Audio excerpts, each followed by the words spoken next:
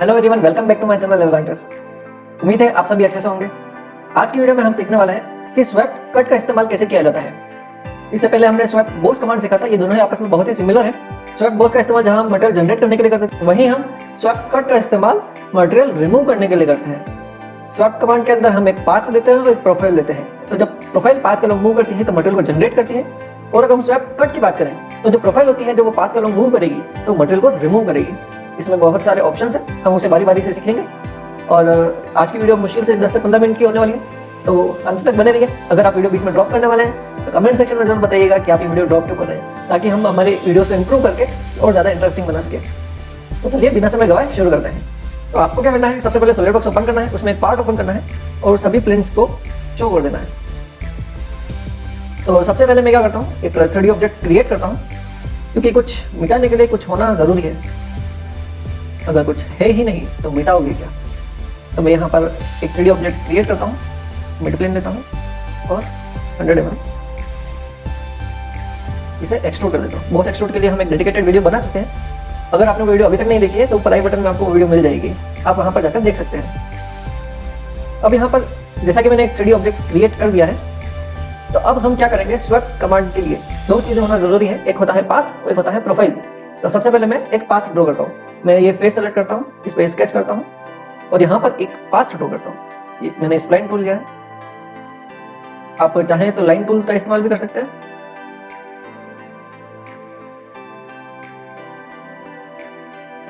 Sketch tools के ऊपर भी मैं एक डेडिकेटेड वीडियो बना चुका हूँ। अगर आपको वीडियो देखनी है तो ऊपर आई बटन में आपको लिंक मिल जाएगा, आप वहाँ पर जाकर देख सकते हैं। हमने डिटेल के अंदर हर एक ऑप्शन को बताया है। यहाँ पर मैंने पाथ ड्रॉ कर दिया है। अब मैं एक प्रोफाइल ड्रॉ करूंगा। जो भी प्रोफाइल हम बनाएंगे वो पाथ से पास होनी चाहिए, मतलब पाथ उस प्रोफाइल में से पास होना चाहिए। तो यहाँ पर मैं क्या करता हूँ,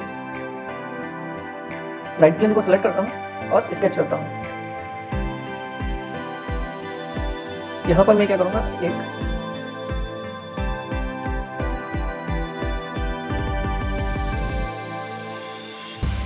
पॉलीगन, एक ट्रायंगल, यहाँ पर मैं एक ट्रायंगल ड्रॉ करता हूँ और स्केच को सिलेक्ट करता हूँ और इस पॉइंट को सिलेक्ट करके यहाँ पर पियर्स रिलेशन को प्रोवाइड कर देता हूँ।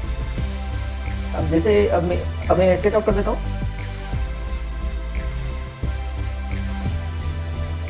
अब यहाँ पर मैं जाऊंगा स्वेप्ट कट में। यहाँ पर 3 ऑप्शन आते हैं, स्केच प्रोफाइल, सर्कुलर प्रोफाइल और सॉलिड प्रोफाइल। अभी हमने एक प्रोफाइल को स्केच से बनाया है, तो हम स्केच प्रोफाइल पर क्लिक करेंगे। फिर यहाँ पर आता है फर्स्ट प्रोफाइल, फिर आता है पाथ। और सबसे पहले हम प्रोफाइल पर क्लिक करते हैं। ये रही मेरी प्रोफाइल और ये रहा मेरा पाथ। तो जैसा कि आपको यहाँ पर प्रीव्यू दिख रहा है, इसने प्रोफाइल के राइट हैंड साइड में जो पाथ उस प्रोफाइल से पास हो रहा था उस पर इफेक्ट क्रिएट कर दिया, स्वेप्ट कट कर दिया। और यहाँ पर आपको उसके साथ में 2 ऑप्शन मिलते हैं, बाई डायरेक्शनल और डायरेक्शन 2। अगर आप डायरेक्शन 2 पे क्रिएट करेंगे तो उस प्रोफाइल के लेफ्ट से जो पाथ निकल रहा है उस पर इफेक्ट रेडी होगा। अगर आप बाई डायरेक्शनल करेंगे तो दोनों डायरेक्शन में हो जाएगा। यहाँ पर आपको थीम फीचर भी मिलेगा।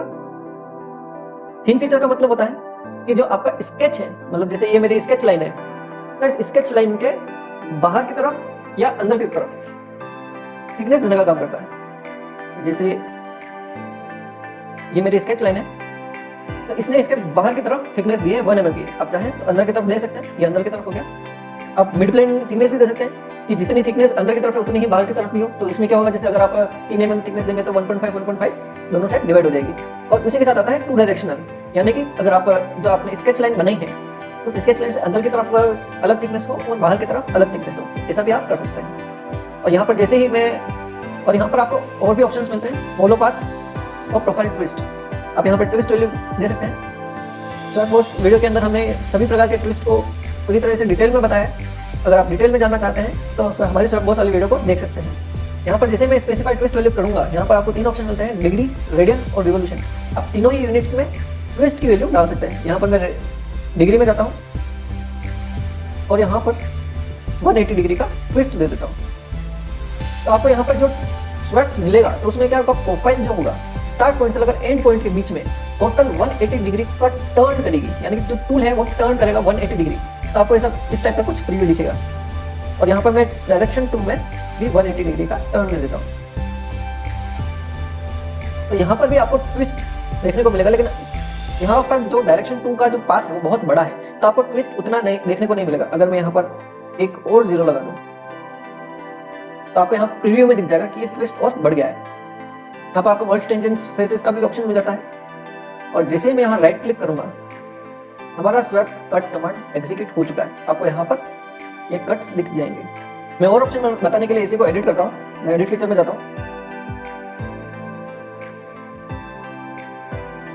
और यहाँ पर डायरेक्शंस को चेंज कर देता हूँ। यहाँ पर आपको ऑप्शन मिलता है फॉलो पाथ का, कि मतलब जो आपका प्रोफाइल है वो हमेशा पाथ को फॉलो करेगा। और दूसरा ऑप्शन आता है कीप नॉर्मल कांस्टेंट, मतलब कि हर एक सेक्शन पर आपका जो प्रोफाइल है वो हमेशा सेम रहेगा, प्रोफाइल टिल्ट नहीं करेगा। अगर मान लो आपकी स्प्लाइन ऐसे आर्क में जा रही है तो आपका प्रोफाइल फॉलो पाथ में इस तरीके से मूव करता है। लेकिन अगर आपने कीप नॉर्मल कांस्टेंट कर रखा है तो प्रोफाइल ऐसे ऐसे जाएगा, वो हमें टिल्ट नहीं करेगा। मैंने यहाँ पर टॉप एंगल सेट कर दिया है। यहाँ पर जिसे मैंने अभी फॉलो पाथ कर रखा है तो जो लाइन के अलोंग प्रोफाइल चेंज होगी। लेकिन अब जैसे मैं यहाँ पर कीप नॉर्मल कांस्टेंट करता हूँ, आप इसका एंड पॉइंट का प्रीव्यू देखिएगा। जैसे मैं करता हूँ ये देखिए, ये दोनों फेस मतलब स्टार्टिंग पर प्रोफाइल का फेस और एंड पर प्रोफाइल का फेस दोनों पैरेलल हो जाएंगे। और यहाँ पर आपको path tangent start and tangent से मिलती है। यहाँ पर आप चाहें तो पाथ टेंजेंट का ऑप्शन इनेबल कर सकते हैं। जैसे मैं यहाँ पर राइट क्लिक करूँगा, आपको सिर्फ राइट डायरेक्शन का प्रीव्यू दिख जाएगा। अब इसके बाद आता है कि हमने पाथ दे दिया, प्रोफाइल दे दिया, लेकिन अब इसमें एक और ऑप्शन आता है गाइड कर्व का। कि गाइड कर्व का इस्तेमाल कैसे किया जाता है। गाइड कर्व हमेशा जो एक्सटर्नल सरफेस होता है उसे डायरेक्शन देने का काम करता है, और जबकि जो हमारा पाथ होता है, बल्कि जो हमारा पाथ होता है वो प्रोफाइल को पाथ देने का काम करता है। मैं आपको जल्दी से बता देता हूँ ताकि आपको पता चल जाए। तो मैं जल्दी से यहाँ पर स्केचेस रेडी कर देता हूँ। मैं गाइड कर्व बना देता हूँ, पाथ बना देता हूँ और साथ ही में एक प्रोफाइल भी बना देता हूँ। तो मैं यहाँ पर टॉप प्लेन को सिलेक्ट करता हूँ और स्केच करता हूँ।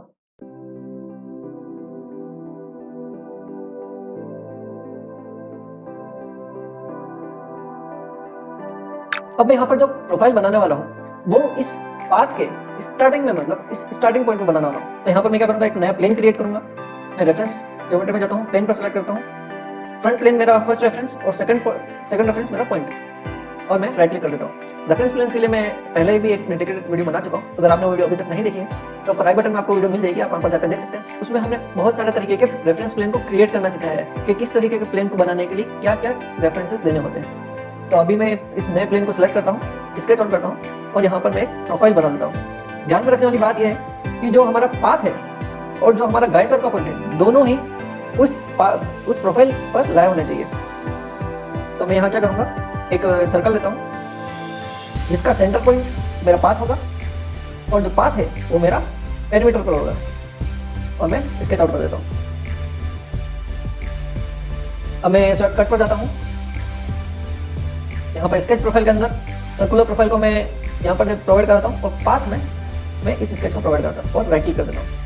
जैसे मैं राइट क्लिक करूँगा, आपको यहाँ पर स्वैप कट देखने को मिल जाएगा जो कि एक सर्कुलर पाइप जैसा प्रीव्यू देगा। और यहाँ पर आपको नीचे ऑप्शन मिलता है गाइड कर्व का, और जैसे ही मैं यहाँ पर गाइड कर्व पर क्लिक करूँगा, ये देखिए जो इसका आउटर सरफेस है वो हमारे गाइड कर्व को फॉलो करेगा। जो हमारा पूरा स्वैप कट है उसका जो सेंट्रल एक्सिस है वो तो हमारे पाथ को फॉलो करेगा, लेकिन जो आउटर सरफेस है वो हमारे गाइड कर्व को फॉलो करेगा। और यहाँ पर मैं जैसे ही राइट क्लिक करता हूँ आपको यहाँ पर प्रीव्यू मिल जाएगा। तो ये था हमारा गाइड कर्व के साथ स्वैप कट का इस्तेमाल कैसे किया जाता है। इसके बाद आता है सर्कुलर प्रोफाइल का। सर्कुलर प्रोफाइल एक शॉर्ट ट्रिक है, एक शॉर्टकट है जिसमें आपको अगर सर्कुलर प्रोफाइल का स्वैप कट करना है तो आपको प्रोफाइल बनाने की जरूरत नहीं है। काफी केसेस में आपको पाथ देने की जरूरत नहीं होती है। जी हाँ, बिल्कुल। तो चलिए जल्दी से शुरू करते हैं। और पहले मैं आपको बताता हूँ, जब हमें प्रोफाइल नहीं बनाना होता है, मतलब सर्कुलर प्रोफाइल नहीं बनाना होता है, मैं क्या करूंगा, इस फेस को सेलेक्ट करता हूँ, इस पर स्केच करता हूँ और यहाँ पर एक रैंडम पाथ बना देता हूँ जिसके अलोंग स्वैप कट परफॉर्म होगा। अब मैं क्या करूंगा, यहाँ पर स्वैप कट में जाऊंगा और यहाँ पर सेकंड ऑप्शन सर्कुलर प्रोफाइल पर क्लिक करूंगा। जैसे मैं सर्कुलर प्रोफाइल पर क्लिक करता हूँ, यहाँ पर सिर्फ एक ही ऑप्शन रह जाता है, वो होता है पाथ का, और यहाँ पर मैं पाथ प्रोवाइड करा देता हूँ। जैसे मैं पाथ प्रोवाइड करूंगा आपको यहाँ पर प्रीव्यू दिख जाएगा और यहाँ पर आपको डायमीटर मिलता है कि आप जो सर्कुलर प्रोफाइल बनाने वाले थे जो कि आपने नहीं बनाई, उसका डायमीटर कितना होगा। मैं यहाँ पर डायमीटर इसका 8 mm डाल देता हूँ। और यहाँ पर आपको ऑप्शंस मिलते हैं मर्ज टेंजेंट फेसेस। अगर आपकी ज्योमेट्री बहुत ज़्यादा कर्वेचर वाली है तो उसमें आप मर्ज टेंजेंट फेसेस का इस्तेमाल कर सकते हैं।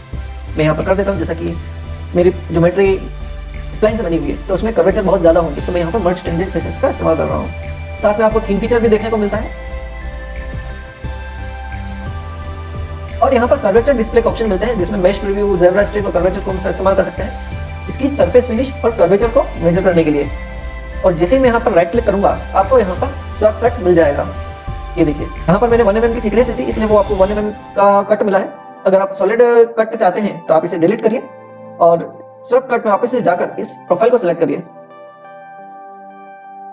और यहाँ पर थीम फीचर को ऑफ रखिए, तो आपको यहाँ पर सॉलिड कट देखने को मिलेगा।